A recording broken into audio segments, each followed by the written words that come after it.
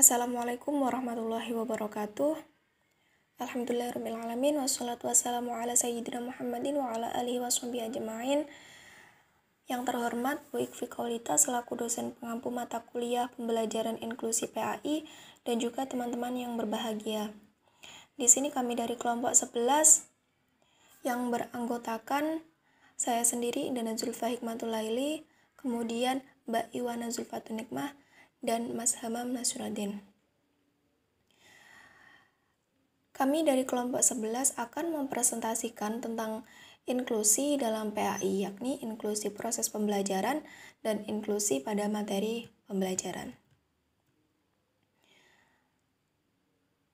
Untuk selanjutnya, presentator dengan materi hal-hal yang harus diperhatikan sebelum melaksanakan inklusi pada proses pembelajaran dari saya sendiri. Terima kasih. Untuk subbab pertama, di sini saya akan menjelaskan tentang hal-hal yang harus diperhatikan sebelum melaksanakan inklusi pada proses pembelajaran. Berdasarkan riset, pada tahun 2008, jumlah sekolah inklusi secara nasional dari SD sampai dengan SMA hanya 254 sekolah. Namun pada tahun 2014, jumlahnya meningkat secara signifikan. Dengan begitu, sudah kita ketahui bahwasannya setiap tahun sekolah inklusi ini sudah semakin bertambah.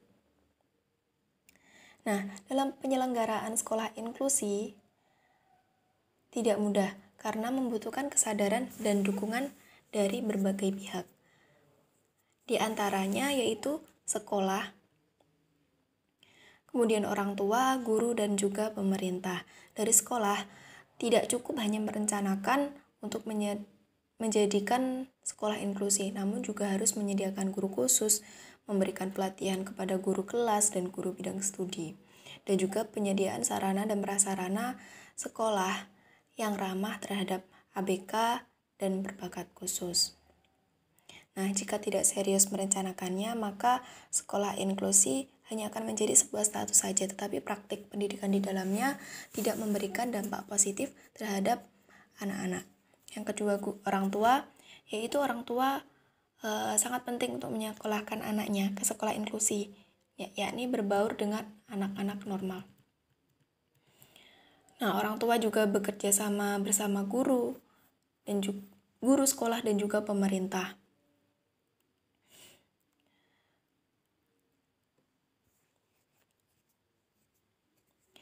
Yang ketiga yaitu guru sendiri. Nah, idealnya sekolah inklusi memiliki guru khusus selain wali kelas dan guru mata pelajaran. Nah, guru khusus ini berlatar belakang sarjana pendidikan khusus. Selain mengajar, guru khusus memberikan pemahaman dalam bentuk diskusi kepada guru mapel dan wali kelas tentang anak berkebutuhan khusus dan berbakat, seperti gaya belajarnya, karakter, dan cara mengajar mereka. Guru kelas khusus untuk inklusi harus mampu membuat dan menggunakan bahan metode dan media ajar sesuai dengan ragam anak berkebutuhan khusus, karena capaian pembelajaran mereka berbeda dengan siswa pada umumnya. Yang keempat yaitu pemerintah. Nah, keterlibatan pemerintah pusat dan daerah itu sekarang masih jauh dari harapan. Nah, oleh karena itu, langkah yang harus dipertimbangkan yaitu banyak mengangkat sarjana pendidikan khusus sebagai PNS yang ditempatkan di sekolah negeri dan sekolah swasta untuk menjadikan sekolah itu menjadi sekolah inklusi. Nah, kehadiran mereka itu bisa memotivasi dan mengedukasi guru-guru lainnya yang ada di sekolah, seperti itu. Nah, selain beberapa hal di atas, selanjutnya pemenuhan pada proses pembelajaran. Hal-hal yang harus dipenuhi ketika pelaksanaan proses pembelajaran. Nah, yang pertama yaitu pemenuhan prinsip-prinsip penyelenggaraan pendidikan inklusi. Itu yang pertama Ada prinsip pemerataan dan peningkatan mutu. Nah, di sini metodologi pembelajaran bervariasi yang bisa memberikan akses bagi semua anak dan menghargai perbedaan. Nah, yang kedua, prinsip kebutuhan individual. Setiap anak memiliki kemampuan dan kebutuhan yang berbeda-beda. Karena itu, pendidikan harus diusahakan untuk menyesuaikan dengan kondisi anak.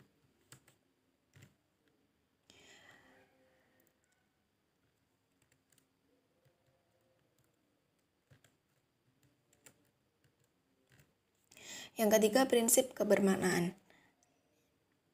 Yakni pendidikan inklusi itu harus menerapkan dan menjaga komunitas kelas yang ramah, menerima keanekaragaman, dan menghargai perbedaan. Yang keempat, prinsip keberlanjutan. Pendidikan inklusi itu diselenggarakan secara berkelanjutan pada semua jenjang pendidikan, tidak hanya pada satu tingkat pendidikan saja. Yang kelima, prinsip keterlibatan. Penyelenggaraan pendidikan inklusi harus melibatkan semua komponen pendidikan terkait. Yang kedua, selanjutnya yaitu kurikulum dikembangkan menjadi beberapa model kurikulum seperti duplikasi, modifikasi, substitusi, dan omisi. Duplikasi yaitu mengembangkan atau memberlakukan kurikulum untuk siswa berkebutuhan khusus secara sama atau serupa dengan kurikulum yang digunakan siswa pada umumnya.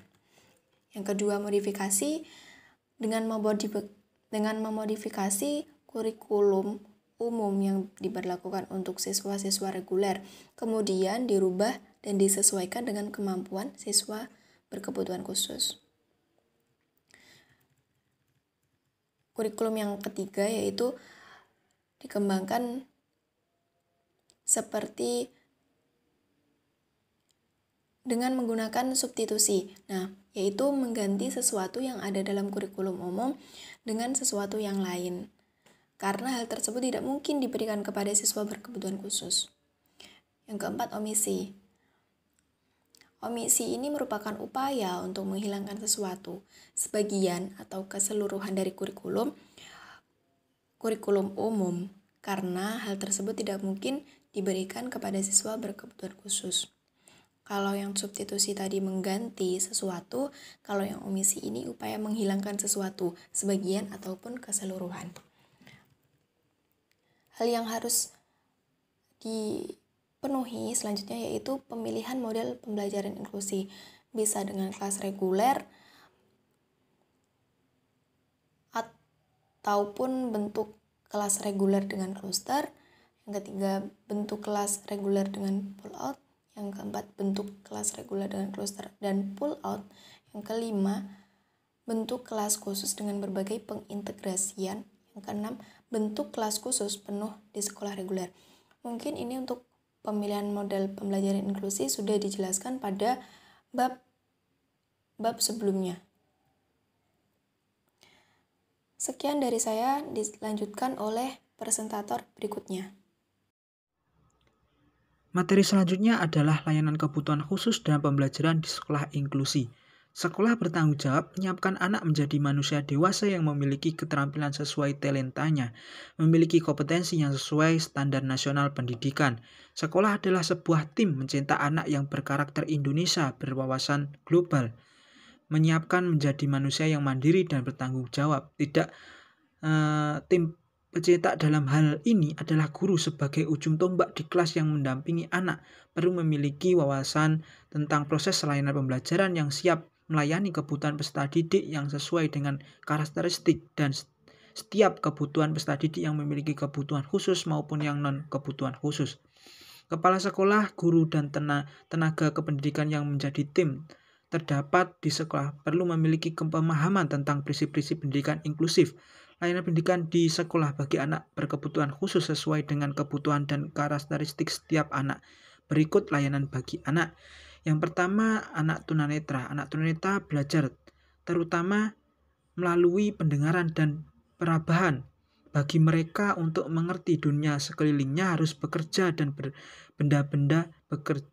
benda-benda konkret yang dapat diraba dapat dimanipulasikan. Melalui observasi, perabaan benda-benda real dalam tempatnya yang alamiah, mereka dapat memahami bentuk, ukuran, berat, kekerasan, sifat-sifat permukaan, kelenturan, suhu, dan sebagainya. Dengan menyadari kondisi seperti ini, maka dalam proses pembelajaran guru dituntut semaksimal mungkin dapat menggunakan benda-benda konkret sebagai alat bantu atau media dan sumber pencapaian tujuan pembelajaran. Kemudian yang kedua, tunarunggu atau gangguan komunikasi. Anak tunarunggu adalah anak yang mengalami gangguan pendengarannya atau kurang dengar atau bahkan tuli sehingga orang pendengarannya kurang atau tidak berfungsi dengan baik. Bagi yang sudah terlatih, maka dapat berkomunikasi dengan orang lain dengan cara melihat gerak bibir lawan bicaranya. Oleh karena itu, ada yang menyebut anak tunarunggu dengan istilah permata karena matanya seolah-olah tanpa berkedip melihat gerak bibir lawan bicaranya. Prinsip ini menuntut guru ketika memberi penjelasan hendaknya menghadap ke anak sehingga anak dapat melihat gerak bibir guru. Demikian pula halnya dengan anak yang mengalami gangguan komunikasi karena organ bicaranya kurang berfungsi sempurna. Akibatnya bicaranya sulit dipahami oleh lawan bicaranya. Agar guru dapat memahaminya, maka anak diminta menghadap guru ketika berbicara. Anak tunarunggu karena mengalami gangguan organ pendengarannya, maka mereka lebih banyak menggunakan indera penglihatannya dalam belajar. Oleh karena itu, proses pembelajaran hendaknya disertai peragaan atau menggunakan alat peraga agar lebih mudah dipahami oleh si anak atau peserta didik. Kemudian yang ketiga, anak berbakat. Anak berbakat adalah anak yang memiliki kemampuan kreativitas dan tanggung jawab terhadap tugas di atas anak-anak seusianya. Salah satu karakteristik yang sangat menonjol adalah mereka memiliki kecepatan belajar di atas kecepatan belajar anak seusianya. Dengan diterangkan sekali saja oleh guru, mereka telah dapat menangkap menangkap materinya yang sudah diterangkan oleh guru tersebut. Sementara anak-anak yang lainnya masih perlu dijelaskan lagi oleh guru. Pada saat guru mengulangi pembelajaran pada teman-temannya itu, mereka memiliki waktu terluang bila tidak diantisipasi oleh guru. Kadang-kadang waktu luang tersebut dimanfaatkan untuk aktivitas sehendaknya, misalnya melepar benda-benda kecil kepada temannya, ataupun mencubit teman kanan kirinya dan sebagainya. Untuk menghindari hal yang tidak dikehendaki itu, dalam proses pembelajaran hendaknya guru dapat memanfaatkan waktu luang anak tersebut dengan memberi materi pembelajaran tambahan kepada anak tersebut. Kemudian yang keempat, anak tunagrahita. Tunagrahita adalah anak yang mengalami kelainan dalam segi intelektual. Integrasi mereka di bawah rata-rata. Akibatnya dalam tugas-tugas akademik yang menggunakan intelektual, mereka sering mengalami kesulitan dalam kegiatan pembelajaran. Anak tunagrahita membutuhkan kasih sayang yang tulus dari guru. Guru hendaknya berbahasa yang lembut, sabar, dan memberi contoh perilaku yang baik, ramah, dan supel sehingga tumbuh kepercayaan dari siswa yang pada akhirnya mereka memiliki semangat untuk melakukan kegiatan dan menyelesaikan tugas-tugas yang diberikan guru. Meskipun dalam bidang akademik anak tunagrahita memiliki kemampuan yang terbatas, namun dalam bidang-bidang lainnya mereka masih memiliki kemampuan atau potensi yang masih dapat dikembangkan. Habilitasi adalah usaha yang dilakukan seorang agar anak menyadari bahwa mereka masih memiliki kemampuan atau potensi yang dapat dikembangkan meski kemampuan atau potensi tersebut terbatas. Rehabilitasi adalah usaha yang dilakukan dengan sebagai macam bentuk dan cara sedikit demi sedikit mengembalikan kemampuan yang hilang atau belum berfungsi optimal. Dalam kegiatan pembelajaran, guru hendaknya berusaha mengembangkan kemampuan atau potensi anak optimal mungkin seoptimal mungkin melalui berbagai cara yang dapat ditempuh. Kemudian yang kelima, anak Tanadaska. Anak Tanadaska bisa dilihat dari segi fungsi fisiknya dan segi anatominya atau istilah yang digunakan dalam kedokteran. Fungsi fisik dan kesehatannya mengalami masalah sehingga menghasilkan disabilitas dalam berinteraksi dengan lingkungan dan sosialnya. Guru memperhatikan latar belakang medisnya, kemampuan geraknya, bagaimana komunikasinya, bagaimana keadaan anak tersebut, apakah menggunakan alat bantu sehingga guru dapat mempersiapkan lingkungan yang mudah diakses oleh anak tunadaska. Kemudian yang keenam, anak tunalaras. Anak tunalaras selalu ingin memenuhi kebutuhan dan keinginannya tanpa memendulikan kepentingan orang lain. Untuk memenuhi kebutuhannya itu, ia menggunakan kesempatan yang ada tanpa mengingat kepentingan orang lain. Kalau perlu melanggar semua peraturan yang ada meskipun ia harus mencuri misalnya. Hal ini jelas merugikan baik dari diri sendiri maupun orang lain. Oleh karena itu, guru hendaknya mendorong peserta didik untuk lebih aktif agar dapat mengembangkan potensinya secara optimal dengan mempertimbangkan norma-norma sosial, agama, peraturan perundang-undangan yang berlaku, sehingga dalam memenuhi kebutuhan tidak merugikan diri sendiri maupun orang lain. Kemudian materi selanjutnya adalah pelaksanaan kegiatan pembelajaran. Kegiatan pembelajaran dalam setting inklusi akan berbeda baik dalam strategi, kegiatan, media, dan metode. Dalam setting inklusi, guru hendaknya dapat mengakomodasi semua kebutuhan siswa di kelas yang bersangkutan, termasuk membantu mereka memperoleh pemahaman yang sesuai dengan gaya pembelajaran masing-masing. Hambatan belajar dapat berasal dari kesulitan menentukan strategi belajar dan metode belajar lainnya sebagai akibat dari faktor-faktor biologis, psikologis, lingkungan, atau gabungan dari beberapa faktor tersebut. Sebagai contoh, gangguan sensoris seperti hilangnya penglihatan atau pendengaran merupakan hambatan dalam memperoleh masukan informasi dan dari luar. Disfungsi minimal otak mungkin akan berakibat yang cukup serius terhadap konsentrasi. Pelaksanaan kegiatan pembelajaran pada model kelas tertentu mungkin berbeda dengan pelaksanaan kegiatan pembelajaran pada model kelas yang lain. Pada model kelas reguler atau inklusi penuh, bahan belajar antara anak luar biasa dengan anak normal mungkin tidak berbeda secara signifikan. Namun pada model kelas reguler dengan kluster, bahan belajar antara anak luar biasa dengan anak normal biasanya tidak sama. Bahkan antara sesama anak luar biasa pun dapat berbeda. Oleh karena itu, setelah ditetapkan model penempatan anak luar biasa yang perlu dilakukan berikutnya dalam pelaksanaan kegiatan belajar pada kelas inklusi. Assalamualaikum warahmatullahi wabarakatuh. Saya akan meneruskan materi dari presentator sebelumnya tentang inklusi materi pembelajaran.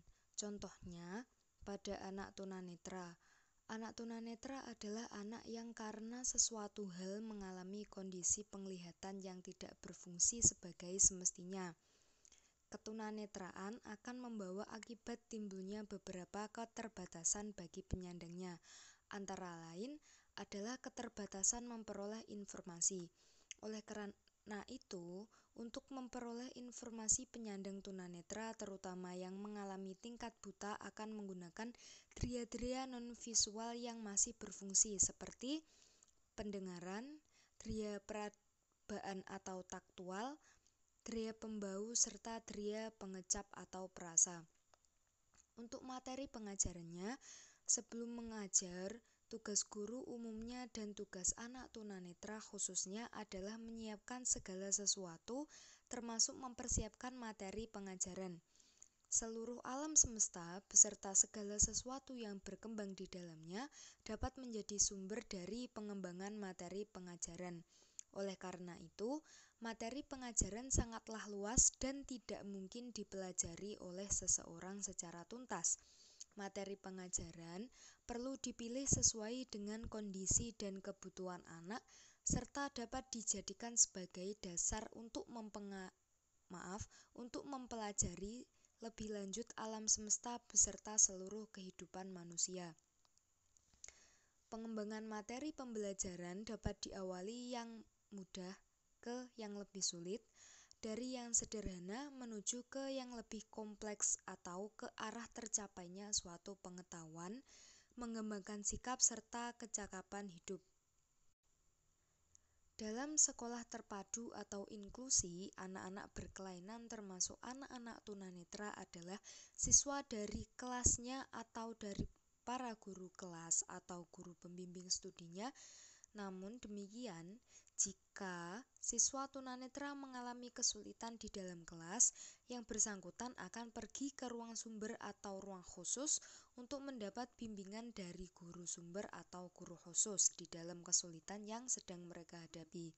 Selain itu, guru kelas atau guru studi perlu mempertimbangkan keterbatasan penglihatan dari siswa yang bersangkutan, sehingga dalam proses belajar mengajar siswa tunanetra, guru memberikan kesempatan yang memadai kepada siswa tunanetra tersebut untuk menggunakan sisa penglihatannya dan dria-dria non-visual yang masih berfungsi. Dalam penyajian materi pengajarannya perlu didukung dengan penggunaan alat bantu yang telah memperhitungkan keberadaan anak-anak tunanetra dalam kelas yang bersangkutan. Dengan demikian akan lebih merangsang semua siswa termasuk siswa tunanetra untuk belajar. Terima kasih atas penjelasan dari teman-teman presentator. Sekian presentasi dari kelompok kami. Semoga bisa bermanfaat. Sekian, terima kasih. Wassalamualaikum warahmatullahi wabarakatuh.